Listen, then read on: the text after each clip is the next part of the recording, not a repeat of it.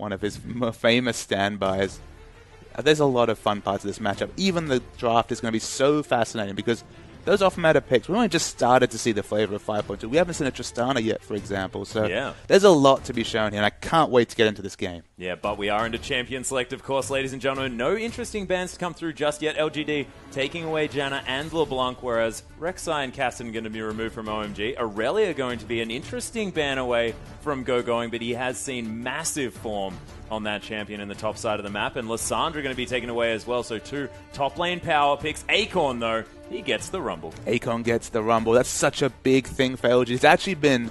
We've seen a lot of LGD Rumbles, but curiously, it's been almost always the Flame Rumble. Yeah. Despite the fact that, of course, Acorn's so synonymous with that champion. Of course, that could just be an adaptive ban towards him. The champion hasn't been available for him to pick up. But if ever you could really trust anyone to split a team with an equalizer, to zone control with that ultimate, I mean, once Samsung Blue were up and running, when Samsung Blue had enough threats from the other members that they couldn't just auto-ban the Rumble, those ults were amazing. I see your excitement. We've seen actually targeted bans towards Uzi on this Kalista. Kalista's haven't always won, but this is Uzi's Kalista, taking it away from Imp, who's already played him a lot. And look at the response right here. You know Chuan's going to lock in that Vi. Yeah, that's right. And I was waiting for this one to come through. Oh, actually, skipping over it a little bit. Wayless looking at the Ahri, which was hovered on the side of OMG. Cool, a fantastic Ahri player. Wayless did talk about the fact that, there were a lot of champions banned away. I think Ahri was perhaps on that list.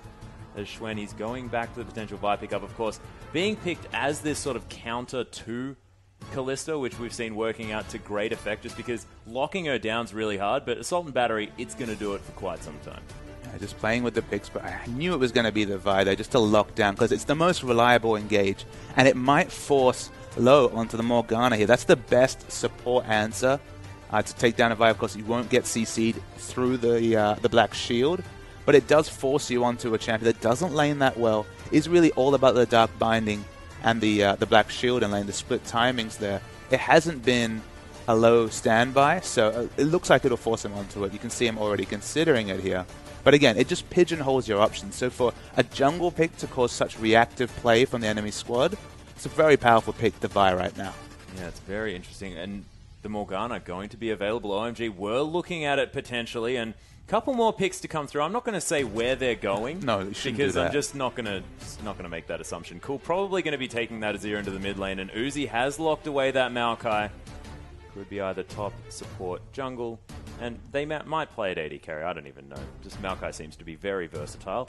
PWL looking at his options here in LGD. They do need to lock in that bottom lane, and it will be a response to this Kalista. And what can they do to punish it? Leona has already been locked in, and Imp going to be taking the grave, so a lot of upfront burst. This is sort of the classic kill lane down there. And I think it was a 9-0-7 Imp Graves against this exact matchup in the Imp vs. Vasily matchup yesterday. He destroyed Vasily's Kalista in that series. Might actually not be the anti-support for once. We don't know. Look, I'm just going to wait until the very end when all of these swaps have been locked in and we know exactly what's going on. Low still taking some time to work out exactly what's going on, and we'll see what Uzi wants to throw into the enemy team. Because I was having a little bit of a consider about, the Maokai pickup and why Low may have been playing that recently. I know that Uzi has been playing a lot of Kalista, especially in that solo queue, but Fate's Call plus Maokai, being able to get Maokai right into the backline as quickly as you like, that's a useful combination. Yeah, I can see that being very, very strong from the support role, but it is going to probably be the Annie support. We're waiting for the last few seconds to tick away. When I look at this comp, for once I see quite a smart use of the Nidalee jungle. Yeah, it's just come through and say, we'll be the Annie support, we'll be the Maokai from gogoing. The big thing you can say here is that a lot of the Nidalee jungle picks have been with, say, for example, a Xerath, where they've really gone all in on the poke, and that makes it very hard to pick up, say, for example, Baron, because if you're all corral trying to take that objective, Nidalee does so well when she's ahead, when she's poking, but of course when you gap close on her, she doesn't offer that much in a team fight. In this situation, they have so much space control with Azir ultimate, and Azir's whole kit is all about anchoring down with those sand soldiers and doing damage on divers. They have Maokai against dive. They have a lot of protection for the dive, and Kalista and Nidalee should be fairly safe in the backline. So I do like the options they've opened for themselves here. But again, it's going to be a lot on LoveLing's early pathing. He showed excellent play on that jungle Nidalee before. There's no reason he can't do it again. Yeah, and LoveLing, sort of the only one here in the LPL to find success on that jungle Nidalee so far. I mean, MLXG tried it in our earlier series. Kakao did actually very well on it. Oh, Kakao also managing to do quite well in our most recent series. Why I forgot about that is completely beyond me. But, of course, MLXG not finding it. LoveLing has managed to do so in the past. So let's get on to the Rift, ladies and gentlemen, and find out.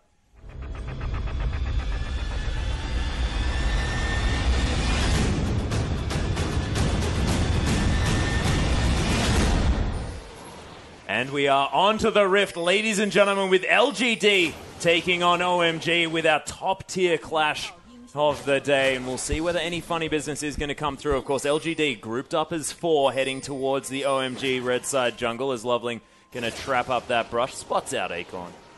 He's just going to walk towards that top side. And Papa Smithy, what do you think about the standard laning situation here for both of these teams? Because I'm looking towards that top side, and Rumble has tended to have a pretty good time here against Maokai. Yeah, Rumble has a very good lane matchup against Maokai, so you want to dodge the 1v1 there if you can. Of course, he can scale. Once he gets the Catalyst, it's a bit more of a safe lane for him. The bigger factor here is that jungle Nidalee works best when you have a lane swap, just because you have the outnumbered situation. It's very hard for the enemy to contest one of your buffs. You're very likely to pick up 2 buffs if you commit to vertical jungling. So they really need to provide the setup for Nidalee to get through her early jungle, because if she's denied a buff, if she's ever 3-buffed, for example, she can struggle in the jungle. We saw MLXG's Nidalee getting quite denied. We'll see whether that does happen again, of course, with Xuen on this Vi. Probably going to be focusing more towards that bottom side, locking down Uzi, trying to make sure that this comfort pick Kalista, potentially, actually comes to fruition here for the OMG bottom lane. And one of their biggest tests here as far as that 2v2 matchup against him and PYL. A lot of history there that we've spoken about already. Cool. Getting some harass down with these Sand Soldiers early on. And this is an interesting matchup here, Ahri versus Azir. Ahri's just going to really warp into a very safe blind pick on blue side. I expect to see a lot of Ahri on blue side, because whatever the enemy picks up as a counter pick, for example, if they leave mid pick to the 5th pick, Ahri will do capable in that lane. Skill matchup and Ahri are almost intertwined. We always bring it up. So that's what I was actually going to say in the second game of this series here. Whenever OMG on blue, you have to expect the Ahri to pick up to come out, because Cool's so great on it. PYL gets the timer at least with an invade into the enemy jungle. Yeah, PYL more than happy to leave a lane, as we've seen. Of course, shades of Sync Dream potentially coming through here as we have a look at what's going on with that support player, but it is going to be Imp soloing out these creeps, and PYL, he wants to head to that bottom side to help out Acorn dealing with this Low and Uzi combination in their bottom side. I could imagine, but he does actually cancel his back, so we'll see what he decides to do. So the hard freeze is up on both top and bottom lanes here, which is pretty standard so far from what we've seen after the first week of the LPL. The one thing you can say about Kalista, the one spot where she kind of holds a team back strategically, is you're very priced in to keep Kalista next to your support at all times. Of course, Kalista's W damage comes in when the support auto-attacks. And then also, of course, the ultimate completely based around having your bound target next to you. So it does stop perhaps some of the roaming. And you can see up top, knowing this, LGD are playing very aggressively against gogoing. Yeah, this is the classic tactic of any Samsung team when they go against OMG, is to try their very best to destroy gogoing. And the funny thing is, OMG's standard strategy with gogoing is to overward to protect him in a 1v2. But for once, you look at the top side of the map, underwarded at a minimum is actually only just 1 ward down, and gogoing has to play super, super passively here. Will not have a safe lane to farm at all. Yeah, Low actually going to be wandering through this jungle. Xuen spots him out. LoveLing is round the corner here as well, but Acorn's around. There might be a scuffle, but ships in the night. LGD and OMG at this moment. Actually did a very good job of pulling this lane. So gogoing so denied in CS. Of course, Rumble has never entered lane, so those 2 creeps are jungle creeps coming out. And again, there's no defensive warding down from OMG. This is a big gap in their usual playstyle. They always want to set up gogoing to get big in the late game. And look, on Maokai, that's one thing you need to do. The difference between a really farmed Maokai and a Maokai that's denied is massive. But this is also going to be putting Acorn behind as well, and you have to think that getting to that level 6, getting to those equalizers is where Rumble wants to be around that mid-game area as gogoing. He's going to be heading a little bit further forward than he'd otherwise want to against Imp, who's just more than happy to minigun him in the face. Ooh, actually uses that quick draw there as well. A lot of damage going down. This might be a bait though as LoveLing comes through. There's the teleport immediately from Acorn. He is going to cancel that one out, but it is going to spell safety here for Imp. Imp was very smart to flash the damage coming in from the gap close. Of course, when you have the hunt mark on you, you do have the targeted gap close coming out from Nidalee, but flashed away, no further damage coming in, and they don't even have to use the teleports. Cancelled to keep the cooldown down a little bit. Yeah, gogoing now actually able to get a little bit more farm in this lane than his lane opponent. Actually, LoveLing going to pounce over the wall where he doesn't want to. Imp's moving down here as well. Going to have that pounce available yet again to get over that Baron wall, and he's going to be safe. But, man, that would have been terrifying. Go over that wall, and then all of a sudden there's a Vi in your face. Absolutely, and the burst damage coming out from the very quick activation of the W means that he has to flash away. So Nidalee now actually very potent to counter jungling. And the one thing I want to mention is this is actually a reverse of OMG's matchup yesterday. See some aggression coming in bot there. Yeah, stun coming down. The flash actually used by PYL as the Ren damage doing so much work. Ignite ticks down and PYL, he has to get out of the lane. PYL is very low. We'll have to back here, so Acorn is just that much more at risk in the bottom lane. But if you remember yesterday, it was Cool's Ahri taking on the King mid laner's Azir, and it was Assassin's Azir, and he got very far ahead of Azir, was able to get the solo kill early, and really took that lane away. So you'd think he knows this matchup. He's opted into the Azir versus Ahri matchup. It's fine if you're willing to play defensively, but one charm can really warp this mid lane. Yeah, and we saw actually King's Assassin doing a lot of work towards the later stages of the game there for King in that matchup. Of course, not able to come out ahead, but had some moments of brilliance on that champion. So even if he is behind just a little bit, which he isn't at this stage, things could still potentially be okay. Spirit Rush is actually going to come and find LoveLing with a beautiful ward. And Wayless already off to a great start. But the fight's actually on in the bottom lane. Yeah, people battling it out. Uzi is trying to dance away the best that he can, but he finds Wayless. This is not what he wants, and Acorn's going to help out as Wayless picks up another kill. Yeah, the fight's still going. Oh my gosh. And he's low, and there's people coming. The charm lands. Wayless is everywhere today as Schwen's going to come through. Wayless, he's on a killing spree already, and it's like it's his birthday. I was about to praise LGD for having that very aggressive pink ward down the enemy jungle. You can see it here on the minimap. They managed to catch LoveLing in the transition. It was just going to be a short point, but sometimes the kills just fall in your lap. We saw it from a Twitch yesterday, just getting double buffs and kills early. But the 2 bonus kills added on to Ahri's score here. Ahri versus Azir can be even, but this is the second time we've seen a super snowballed Ahri. Yeah, skill matchup doesn't quite apply anymore, ladies and gentlemen, as Wayless now at 3-0-0. He's going to be able to go back and potentially even get, he's got 2.3 thousand gold. That's enough for a straight-up Morellonomicon. That's the aggressive option. You know Wayless is going to take it. Oh, yeah. He has the chance to buy a heck of a lot of damage, but I'm even expecting a potential just needlessly large rod in Fiendish Codex, something like that to come through. We just don't see those mid laners opting out of the CDR option early. OMG, despite all that aggressive play, all the kills coming out from LGD, smartly communicate that Wayless has to back. They know how much gold he's sitting on. It would have been reckless for him to come and compete for any objectives. Very low health, no shopping coming out. Straight Morellonomicon comes through. Obviously no gold coming through from that dragon, but they start the objective snowball. And when Nidalee jungle can start to control objectives, so hard to try and compete with those spears coming out of the no vision. Oh, yeah, and you can see OMG still very close in the gold department. There is nothing in it, and that has a lot to do with this top lane. Gogoing is doing a fantastic job in farming when he was against Imp. And then in the bottom lane, of course, Acorn struggling to get any CS. He's now on the top side. He's going to be helping out the jungle. Spends most of his time in the jungle, does Acorn thus far this game. And now half the CS of Gogoing. And with a level disadvantage here as well. I mean, the pressure was relieved off Gogoing. We saw all those aggressive wards, his relative no wards in the jungle. We thought, okay, he might be super denied in this matchup. But all the attention came to bot. They picked up a triple kill on Ahri, so they'll take it. But it's given Gogoing that much more room to breathe. So the big question here is, does he go for the more selfish choice? of the Rod of Ages, or does he try to accentuate the early game power spike with that Righteous Glory? Yeah, and you can see LGD, this is their tactic against the Nidalee, is force her out of their own jungle with very deep vision. You can see Wayless went back, purchased that pink ward, and now has it very deep into this jungle. Even forced LoveLing to deny his own red buff there by leaving those little Cinderlings up. And it's one of the really smart pots you can put a pink ward, where it's just hard to spot, as a jungler's natural pathing doesn't take him over that brush very often, but the gank's on in mid. There's the Assault Battery to come through. Look at that Empress Divide!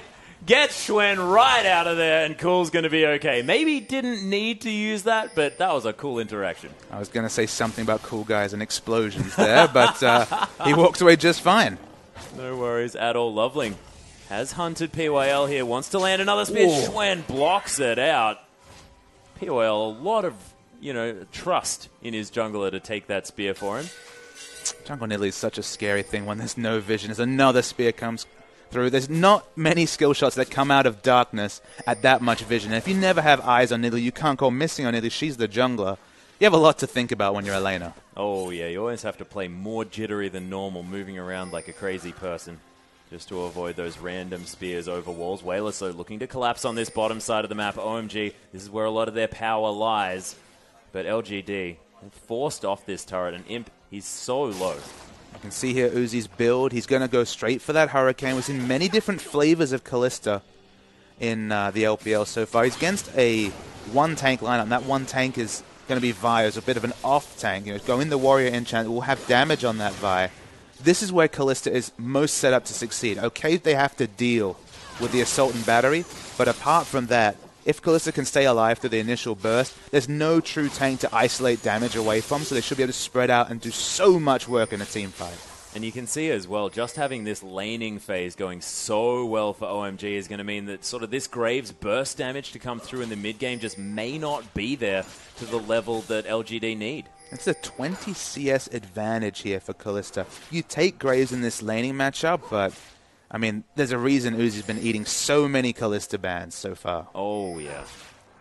Didn't even have an option to look at that champion in the last matchup. Of course, spent the entirety of that time on the bench.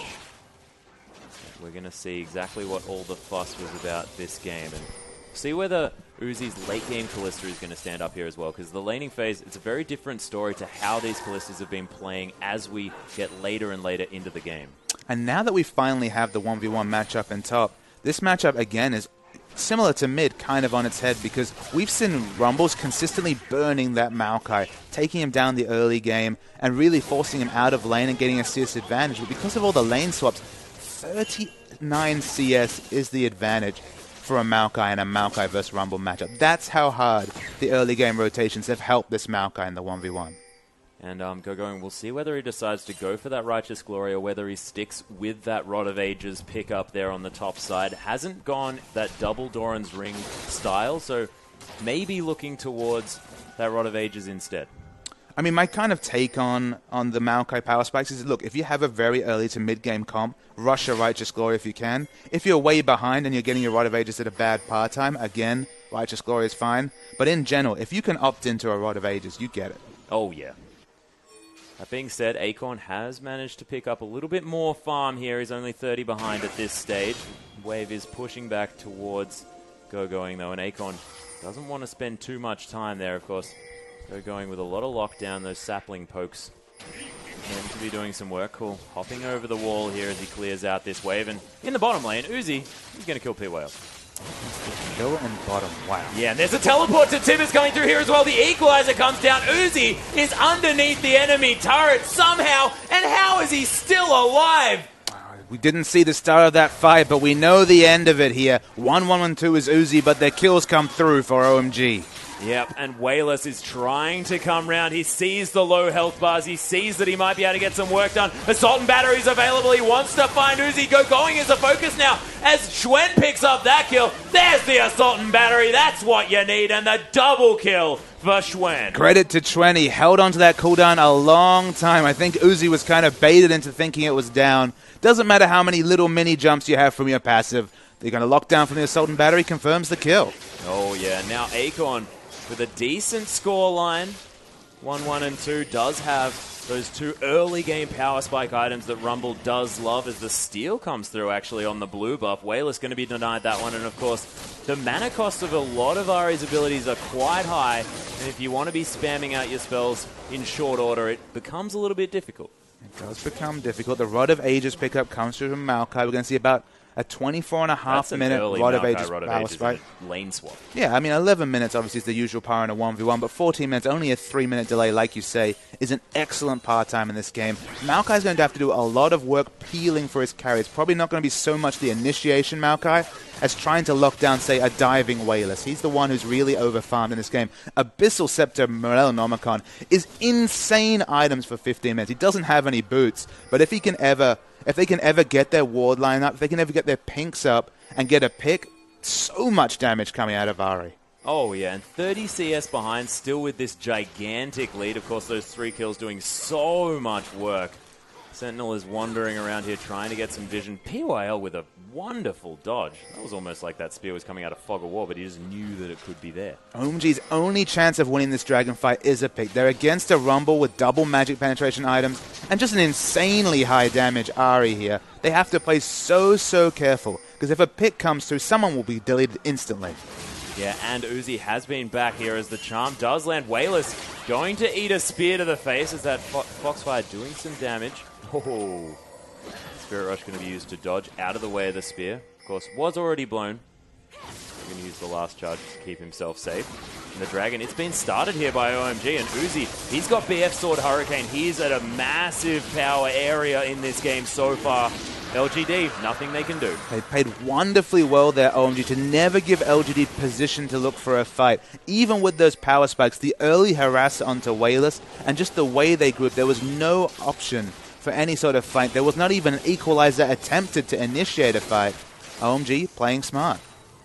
See whether LGD can put the pressure on for the next one. Of course, the gold's still very close, and they have a very strong Ahri, but the towers are now starting to fall down. The mid lane turret had already fallen for OMG. Now the bottom lane is going to fall in favor of them as well. Perhaps the most impressive thing about this game is that the CS lead, so the gold lead does exist between Ahri and Cool. You expect that, of course, in this matchup when you have 3 kills. But there's a larger gold lead between Uzi and Imp. Imp has done so much farming, 156 CS. He's really overtuned compared to Uzi. So compared to Graves, sorry. Yeah, Uzi now heading towards this mid side. They have taken the outer turret already, but I have a feeling that Uzi probably wants to head towards that top.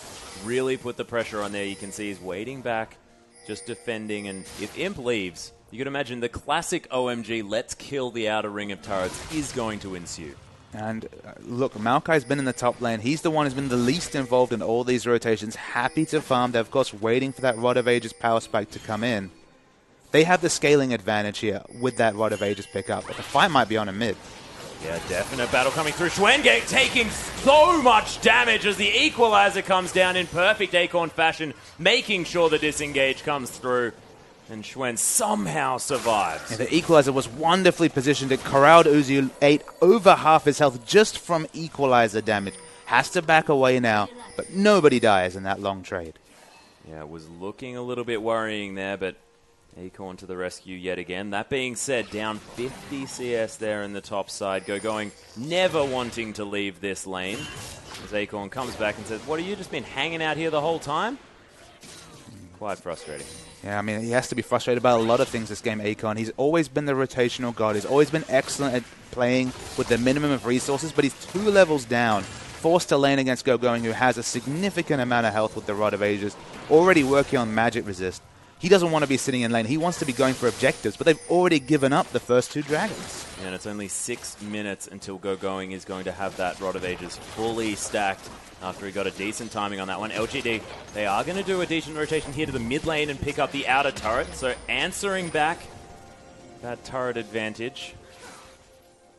No other objective to set up for just yet. No dragon available. Acorn's been so patient in the top, but he might be punished here. LoveLing and Gogoing very patiently waiting, and there are more members coming here as Acorn, he gets Chilling Smited. LoveLing going to miss the spear as the Harpoon comes in as well. Ventral Maelstrom being popped by Gogoing. Acorn sort of hoping that he was actually on the red side of the map at this stage, as he's going to go on a wild goose chase. There's the pounce. It's actually going to be the E to pick up the kill. Beautifully played by OMG and patient work by LoveLing. But across the map here, we can see Imp is probably going to get this bottom turret. So it's the second turret in quick succession coming out. They'll actually be probably first or at least even when it comes to the outer ring of turrets falling. Going to be 3 all on the map here in a second. And this game is all evened up despite Kalista being overtuned, Imp having a difficult laning phase. But I guess the big factor again, all the scaling coming through from gogoing on this Maokai. Oh yeah, not to mention Cool on this Azir as well. We've seen Azirs do ridiculous things in that late stage of the game, and I think a lot of it is Wayless having to utilize this huge lead that he has on this Ahri. And whether they can translate that into map objectives and things paying off throughout other stages as the assault and battery onto LoveLing here. The charm hasn't even been thrown out yet. There it is. It does go wide, but that's going to be Imp with a beautiful ultimate to pick up the kill. Yeah, and there's also some diving happening in the bottom lane here. Uzi's going for the turret dive on Acorn, takes him down. They're trying to answer the turret push with the bottom lane turret. Low falls in the trade, but they're going to try and equalize global gold. Yeah, LGD are going to push through, of course. Acorn with a valiant 1-for-1 trade there as he did get dived. But this inner turret going to fall down on the side of LGD. Playing OMG's game to a T, you have to think, making sure they prioritize taking these turrets. It's a very similar game both of these sides are playing, and it's escalating this game towards a later stage very early on, of course, only 20 minutes in, but as these inner turrets are falling down, it's going to open up this map for both teams. To me, OMG have really focused on dragon control this game, and why I like that is that, of course, as you move towards the third and particularly the fifth dragons, it forces the enemy team to initiate. LGD, they do have the Vi initiate, they do have Leona coming in, but OMG's comp is actually best played defensively, best played peeling for the Kalista Nidalee and the amount of damage they can put out in the backline. When going forward, Nidalee suffers, but in this situation, gogoing being so massive, it's going to force LGD to react, force LGD to initiate, and because that plays into OMG's strengths, the Kalista pick could really pay off in the long fights because the Maokai is going to be such a tanky front line, and Imp is going to find no way through this big tree. And you can see as well, gogoing actually opting for a chain vest here. An interesting decision because of the double AP comp. Do you think that he's just definitely respecting Imp and the amount of damage he's going to be putting out in these fights? I mean, health as a statistic, when you have that 20% AoE damage reduction, can be very big against magic damage because it's mostly going to be burst damage coming through here, although there's a lot of consistent damage also coming out from that Rumble Equalizer. But he really needs to eat the bulk of the damage coming out from Graves. LPD.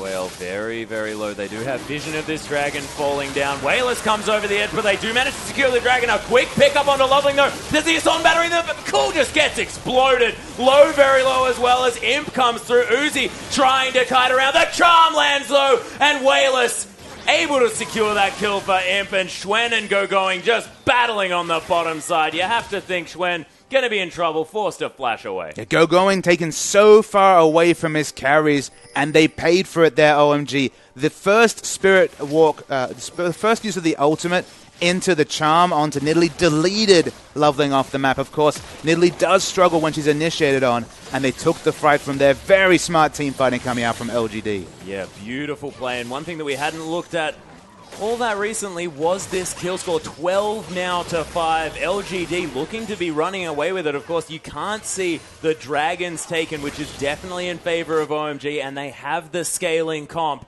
But LGD, they're starting the snowball. Of course, the Ahri charm is the big winner right there. They completely delete LoveLing, and then Wayless continues into the back line. They get the 2 priority initiates between Xuen locking down Cool and that charm onto Nidalee. And look, everyone else falls because Maokai's just fighting along the side. They need to focus their resources to peeling for Cool because although Azir is so strong with zone control, he's very hard to dive with that Emperor's Divide. If he's dying instantly during the assault and battery, all his setup, all his items are for naught. Yeah, and Xuen has 2 targets, almost 3 targets there for that assault and battery that are fantastic. I mean, you remove LoveLing, Cool, or Uzi from these fights, things are going to be great for LGD.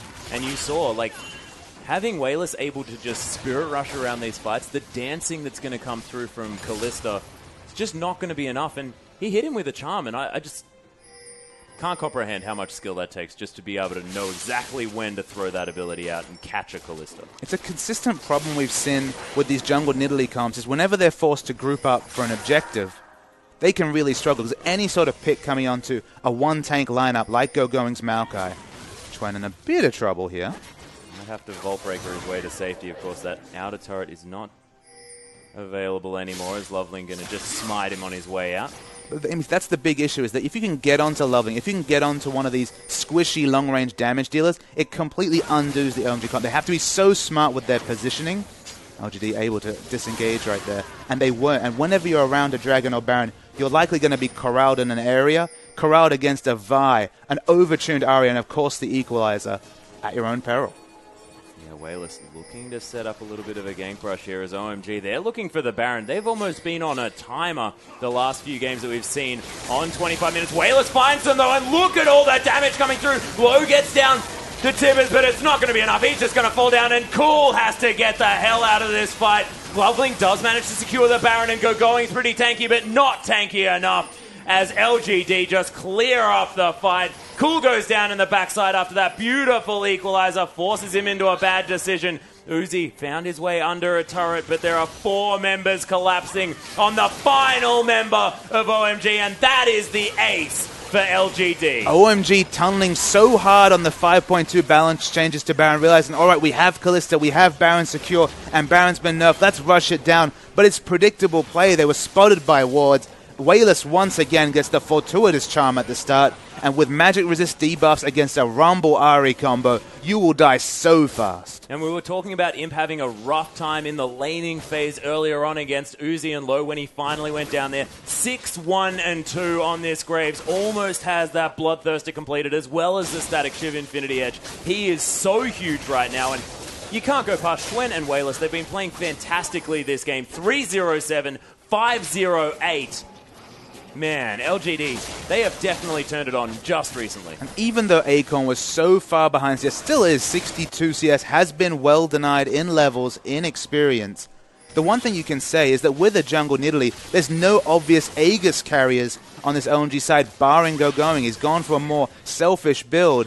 And the double magic penetration and then the Abyssal Scepter, because of course Wayless has been the backline so often, these OMG members are taking true damage from the Equalizer in fights. Oh yeah, and it's so dangerous, that ability. Often, you know, you can talk about equalizer bots.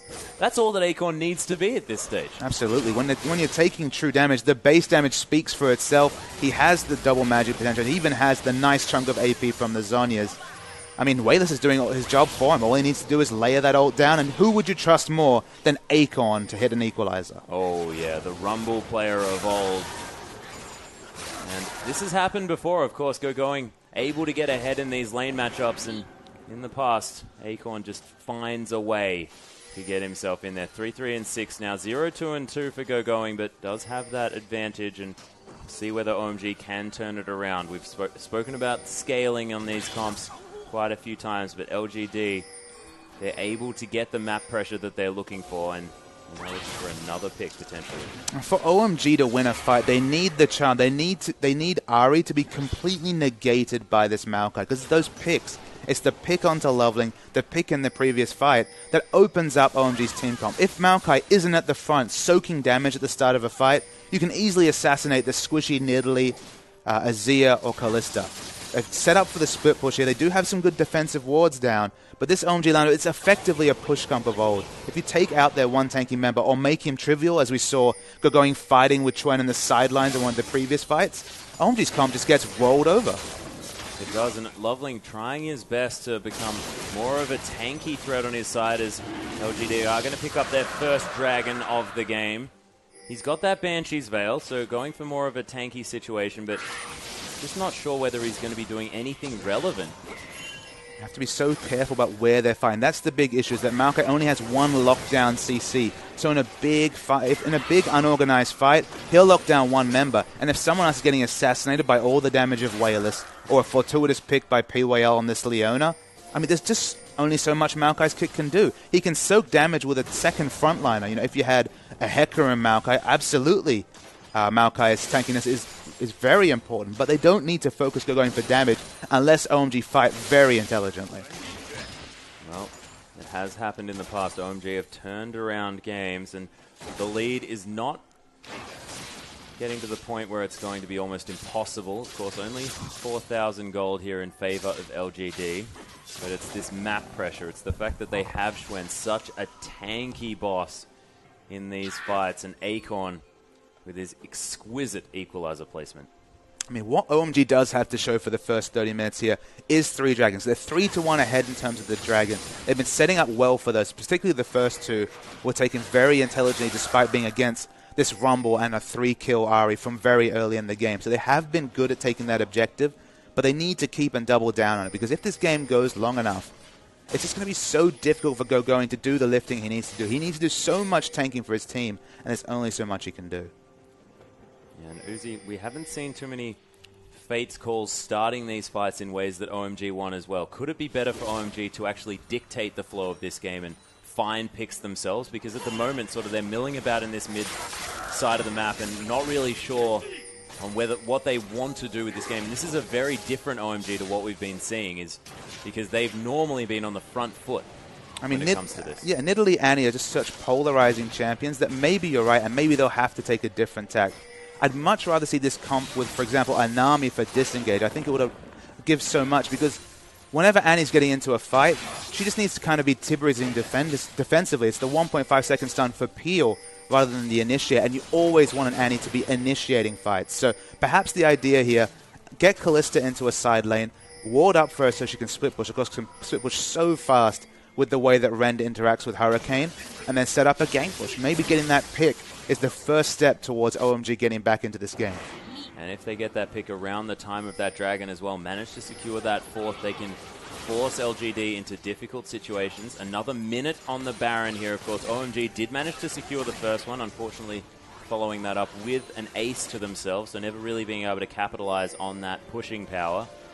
But LGD, of course, they have the timer, and they could make the power play for that Baron. You can see LoveLing so respecting Wayless with the early Banshee Veil on Nidalee. It almost makes you question why pick Nidalee if you're going to pick up a Banshee Veil. You could say the 3 dragons came off the very strong pressure LoveLing can apply on Nidalee when she's ahead, but having to be forced into this Banshee Veil, it's just not going to be hitting for anywhere near as much damage. And the poke, of course, coming through is very necessary here for OMG as well. So that is very relevant, being forced into that item and not being able to pick up, you know, the likes of a Death Cap that we saw MLXG picking up in our last matchup. Even a Seraph's Embrace would be some implied tankiness with the big damage potential. Yeah, Soulflare actually did come down here as Tibbers finds POAL as Baron's just coming up. Uzi picking up the kill for himself. Uncharacteristic mistake here from LGD, and it couldn't have happened at a worse time. 4v5 situation now as Baron does come back. LGD, they're a fair way ahead, 4,000 gold, and they have it on the right members here as well. But OMG now with an opportunity to make a play for themselves. Yeah, LoveLing's able to position so much more aggressively because will not be deleted by the first charm combo coming in from Wayless. So maybe this Banshee Veil will be fortuitous for the team. They can position more aggressively. Not realistic to try and rush down the Baron. Of course, the first one kind of undid the solid early game of OMG. And Imp and LGD are not going to buy this Baron attempt. No, they're trying to go for a bit of a bait situation. Tib has just poked his head around, and Imp will say thanks for the 50 gold. Not going to be too worried. Uzi actually takes a lot of damage, collateral damage even used. There's the equalizer. LGD turning it on. LoveLing gets Assault and Battery there as Low goes down so far. That Emperor's Divide was massive from Cool, and then Zon uses himself up. He's trapped the members of LGD, and they're starting to melt. Gogoing is huge. PYL found his way back into the fight. Solar Flare onto Cool. The Zenith Blade to come through there as well as Imp trying to get the damage down, and he finds it. Gogoing. Now the focus as the quick draw to come in. He's a very tanky man. LoveLing also is alive, and another Zenith Blade, and Imp secures the kill. A 4 for 3. LGD somehow turning it around. A titanic fight in this top of the table clash. It was so even. All started by a wonderful equalizer. Straight up that jungle choke coming out from Acorn. That's what you get from Acorn. Wonderful bound by PYL dies, and actually the kill credit goes to Nidalee. Brilliant work. LoveLing hitting the Baron with a spear, and PYL, you can't be in that pit when you're that low on health. No, you can't. And actually 4 for 4. How even was that fight, despite seeing amazing ultimate use from both Acorn and, as you mentioned, the Emperor's Divide from Azir. So as we start this fight, Uzi takes so much poke damage, has to flash because of the equalizer. It's a wonderful zoning equalizer, splitting the team, and this is where I thought LG would walk away with it. But there's a lot of AoE damage, and we come back to the fact that there's no frontline tank, so putting out a lot of damage is Uzi. But as the fight goes on, very low health members here. Cool tries to back away, but the Solar Flare is still available, and Imp can start cleaning up. Imp splashes down because he actually flashed to kill the Kalista at the back of the fight. It was a really exciting, drawn-out fight, but OMG, they're using the disarray that last fight called to pick up a 4th dragon. If they can. Xuen is around here as well. Imp going to throw that smoke screen in, but this dragon going down very, very low. It's actually going to be stolen by Xuen somehow. Equalizer comes down again. Uzi having to stand on it. LoveLing gets charmed up. Acorn going to just punch him in the head as OMG members are falling left, right, and center. Uzi trying to dance around. There's the Zhonya's. He's still alive, though, and he is finally going to fall. Imp now with a triple kill. He is hunting Uzi, and we'll see whether he can catch up to this one. The world champion trying his very best. Uzi dancing around this one as best he can, but Imp is terrifying on this full health Graves. Bloodthirster completed. There's the arrow to come down. Quick draw, that massive crit for the ace for LGD. And you have to say the featured matchup has been answered right there. The Gambit was sent out from Uzi with all his world heroics, but Imp this game is going wild on Graves for the 2nd time in the Graves vs. Kalista matchup. 13-1-3. The world champion showing his class. Yep, and he's now going to try and solo Baron here as well, just to show us how incredibly powerful he is. Probably not quite going to work out. There are members of OMG coming back alive here as well, as the Scuttle Crab going to help to heal him back up. The teleport used by Acorn, they want to rush down this Baron. Low is around here. LoveLing here as well. He's got a lot of Baron Steel potential available to him. They've got lots of wards in this pit as well. LGD, they're not going to be deterred from taking this one.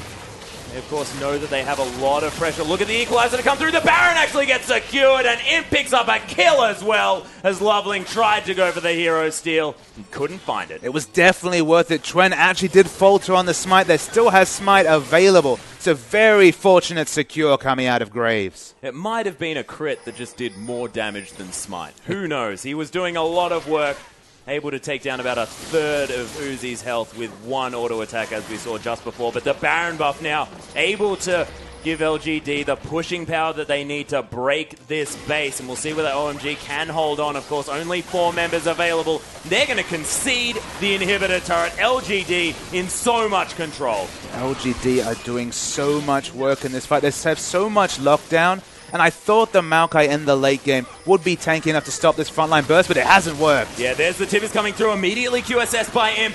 And there's the Fate's Call, a Quadra knock up onto LGD as Low tries to start the fight again. The flash into another 3-man stun as they're getting torn apart. LGD have to watch out. Gogoing trying to tank up, but Imp is so huge. Wayless secures that kill. It's cool. Needs to watch out. Pops that Zhonya's after the Emperor's Divide, but LoveLing's going to fall down as well. 3 dead now on the side of OMG as Uzi again trying to kite. And this is a very reminiscent situation, as Uzi just going to try and clear out as many minions as he can on his way out. I thought for once they would get the fight they were looking for, but Ahri had the ultimate available the whole time. The burst that came through once she initiated, able to Zhonya's as well. And Imp, he's at the back of the fight, and whenever he's there, he has so much damage. Oh, yeah, and cool. Despite the fact that he's got huge items right now on this Azir, almost all the items that he'd want here in this game. Could finish a Zephyr if he feels like it. Natural's Tooth, of course, not that great on Azir, but unable to do really anything here as Imp just walked up to him and shot him in the head. Imp is sitting on 6,000 gold as he backs here. That is how long he has had since he was able to shop. He was actually even in effective items with Uzi, just because he'd never been able to spend the huge chunk of gold he'd picked up. They still win the fight. That's how ahead LGD is they don't even need to spend 6,000 gold on their AD carry. Yeah, so he just went back and turned Static Shiv, Bloodthirster, IE, and a QSS into Mercurial Scimitar and the Last Whisper on top of that, and still has 500 gold to spare. He even enchanted his boots for good measure. Oh yeah, get some alacrity in there. Beautiful work. This massive, just crazy how strong Graves is, but they're trying to get the pick on Xuen. He's pretty tanky, so they're going to have to overextend like crazy for this pick. Yeah, not going to go for it, though. LGD are collapsing on this location. Assault and Battery is there. Cool. Might be in trouble here. He's going to pop the ultimate as Imp comes around at the same time. There's a collateral damage, but Uzi, he was waiting in the wings, trying to bait out that ultimate. Imp, though, is just going to auto-attack him to death. It's actually the flamethrower that comes through. LoveLing now trying to use that passive to run away. The flash going to be used. Imp a bit annoyed about that, but that's about it as super creeps are pouring into this base. Low now waiting. Very confusing timing. Scrap Shield might be available yet again, and Acorn, he's going to be just fine. As Low going through a bit of a cheesy move. Going last man standing. I love Kalista in the Graves matchup because late game, of course, you can avoid all those spells with your passive resets, but it doesn't matter when your auto attacks are doing over a half of the enemy AD carry's health. So overtuned was Imp on Graves.